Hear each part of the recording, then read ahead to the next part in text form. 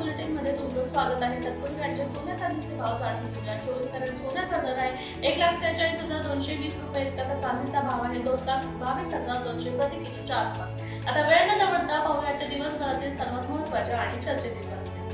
एकाच आरक्षणाच्या मागणीसाठी कर्जतमध्ये बौद्ध समाजाचा मोर्चा। कर्जतमध्ये बौद्ध समाजाला एकच आरक्षण देण्याच्या मागणीसाठी विविध सामाजिक संघटनांनी भव्य मोर्चा काढला। विभाजन नको, एकीकरण हवे अशी घोषणा देत आंदोलकांनी तहसील कार्यालयात निवेदन सादर। विरार एसटी डेपो परिसरात गटाराचे पाणी, नागरिकांचा संताप। विरार पश्चिम एसटी डेपो परिसरात गेल्या 15 दिवसांपासून गटाराचे पाणी रस्त्यावर वाहत असल्याने दुर्गंधी, डासांचा प्रादुर्भाव आणि साथीच्या आजारांचा धोका वाढत आहे।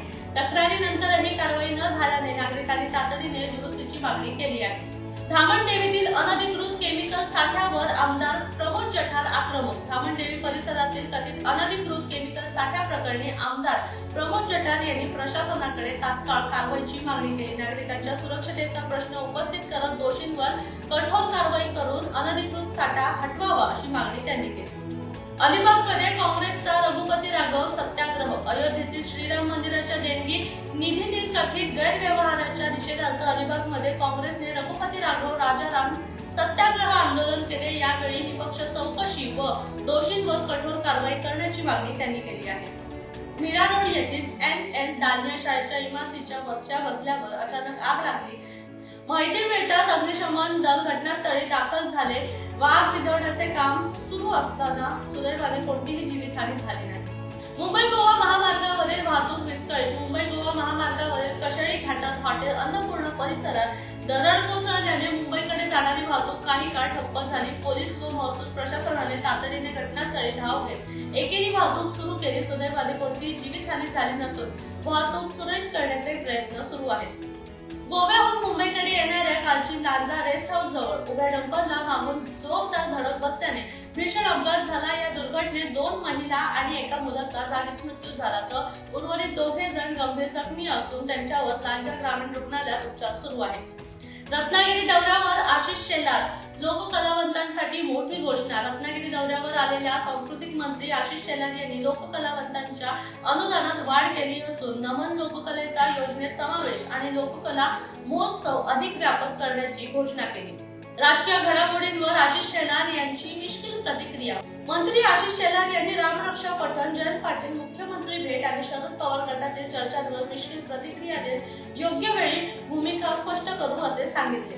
शास्त्रीनगर रुग्णालयात औषधांचा तुटवडा। डोंबिवली येथील शास्त्रीनगर रुग्णालयात डॉक्टरांनी लिहून दिलेली 12 पैकी एकही औषध मेडिकलमध्ये उपलब्ध नसल्याने रुग्णांच्या नातेवाईकांनी संताप व्यक्त केला। सर्व औषधे बाहेरून खरेदी करण्यास सांगितल्याने महापालिकेच्या आरोग्य व्यवस्थेवर पुन्हा एकदा प्रश्नचिन्ह निर्माण झाले आहे।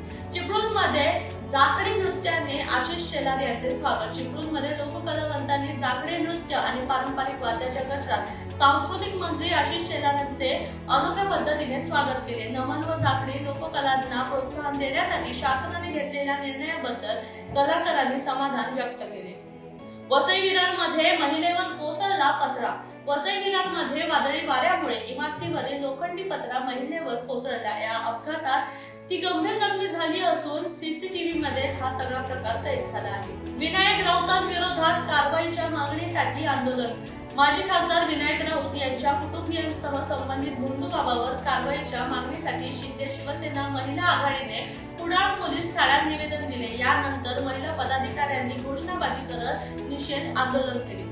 टिटवाळ्यात ब्रेक निकामी झालेली बस थेट दुकानात घुसली। टिटवाळ्यातील निमकानागा परिसरात ब्रेक निकामी झाल्याने बस थेट एका दुकानात घुसली। या अपघातात दुकानाचे नुकसान झाले, मात्र सुदैवाने कोणतीही जीवितहानी झाली नाही। मद्यधुंद रिक्षा चालकाचा व्हिडिओ व्हायरल, कारवाईची मागणी। छत्रपती संभाजीनगरमध्ये शाळकरी विद्यार्थ्यांची वाहतूक करणारा रिक्षा चालक मद्यधुंद अवस्थेत असल्याचा कथित व्हिडिओ व्हायरल झाला आहे। या प्रकरणी संबंधितांवर तातडीने कारवाई करून अटक करण्याची मागणी नागरिकांनी केली आहे। जामिनानंतर मंगेश साबळेंचा लढा सुरूच राहणार असल्याचा इशारा। जिल्हाधिकारी कार्यालयावरील आंदोलनाप्रकरणी अटक झालेल्या सरपंच मंगेश साबळे यांना जामीन मिळाला। जामिनानंतर त्यांनी राजकीय दबावाखाली गुन्हा दाखल केल्याचा आरोप करत भ्रष्टाचाराविरोधातील लढा शेवटपर्यंत सुरू ठेवणार असल्याचे त्यांनी सांगितले।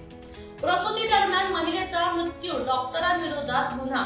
धुळे जिल्ह्यातील पिंपळनेर येथे प्रसूती दरम्यान 21 वर्षीय महिलेचा मृत्यू झाल्यानंतर नातेवाईकांनी डॉक्टरांवर हलगर्जीपणाचा आरोप केलाय। संतप्त नागरिकांच्या आंदोलनानंतर संबंधित डॉक्टरांविरोधात गुन्हा दाखल करण्यात आला असून पोलिसांचा पुढील तपास सुरू आहे। शेतकरी आत्महत्या थांबेपर्यंत सरकारचे यश मान्य नाही। काँग्रेस नेते अमित देशमुख यांनी कर्जमाफीच्या घोषणेनंतरही शेतकरी आत्महत्या सुरू असल्याबद्दल चिंता व्यक्त केली। शेतकऱ्यांना कायमस्वरूपी आर्थिक आधार, हमीभाव आणि सिंचन सुविधा देणारी ठोस धोरणे राबवण्याची गरज असल्याचे त्यांनी सांगितले। अवैध वाळू उत्खननावर कारवाईची मागणी।